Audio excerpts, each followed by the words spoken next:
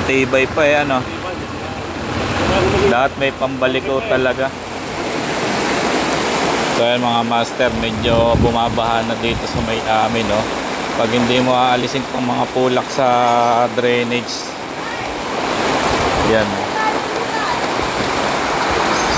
tatanggalin natin yung butas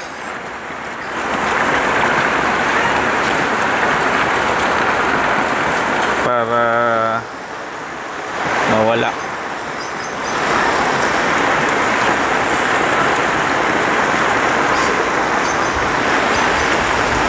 Kasi pag di mo tatanggalan, di mauubusan.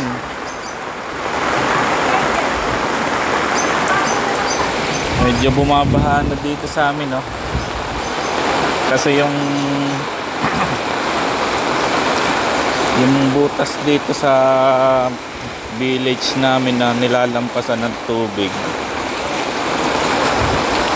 ay hindi makalabas agad dahil nababarahan ng mga basura galing sa mga bahay-bahay. Ayan, o. So medyo tumataas na ang tubig dito sa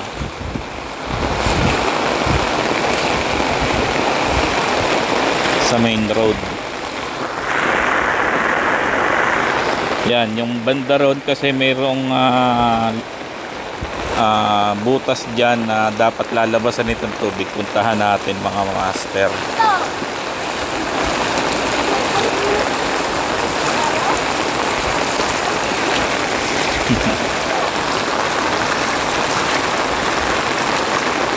Kapag napupulakan kasi siya, ayan, tulad niyan, oh, may nakabara, tumataas yung tubig, dapat laging lilinisan yun.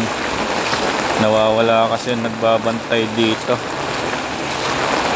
Puntahan natin, tanggalan natin ang mga nakabara.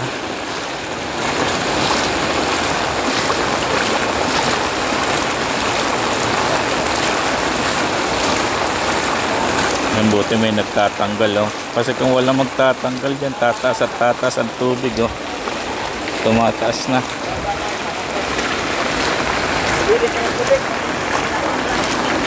Ayun, oh, nawala na yung ano, nakabara. So bumababa ang tubig. Kasi kung di tatanggalan talaga yan, dapat kasi ibinubukas na yan or tinatanggal yung nasa ilalim. Buti may nagtatanggal ngayon kasi tumataas na sa kanila, kaya siguro tanggalan na nila. Yan, oh. Ito yung kapag nabarahan, ay, gatuhod na, oh. Yan, kapag nabarahan niya ng ano at medyo lumampas dun sa kaya nga pag hindi natanggalan,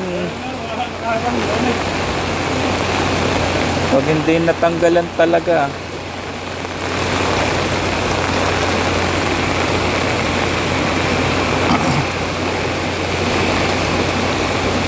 naapektuhan yung ano, yung banda dyan, no? Gatuhod na natin mga master.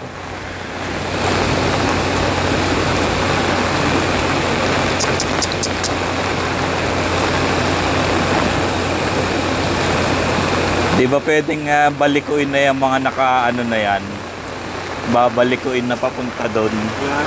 Hindi pwedeng ibaliko na yung bakal papunta doon para dire-diretso yung mga pulak palabas doon.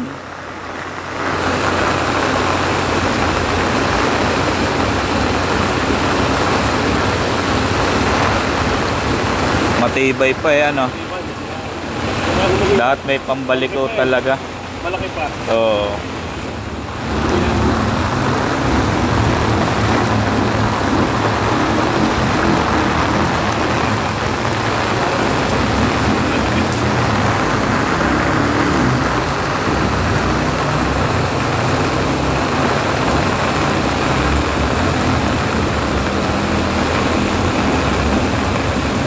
Kailangan bantay talaga eh.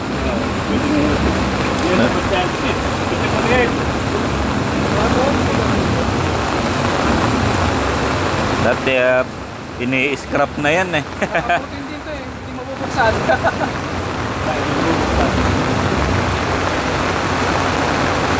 Dati pinapa-scrap na yan. Kung hindi rin lang ano.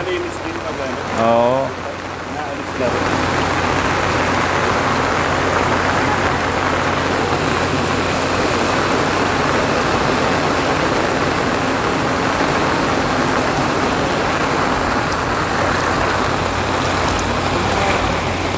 So pinupuntahan nila kasi yung kanilang mga tapat ay nag-uumpisa ng umapoy din yung tubig, kaya kanya-kanya ng punta dito. Alam hindi premate at sa atin. Palatandaan is pag umaabot na sa pintuan ng bahay-bahayan, nababarahan na yan, kaya kanya-kanya ng punta dyan para magtanggal. Yung aso, tawa oh.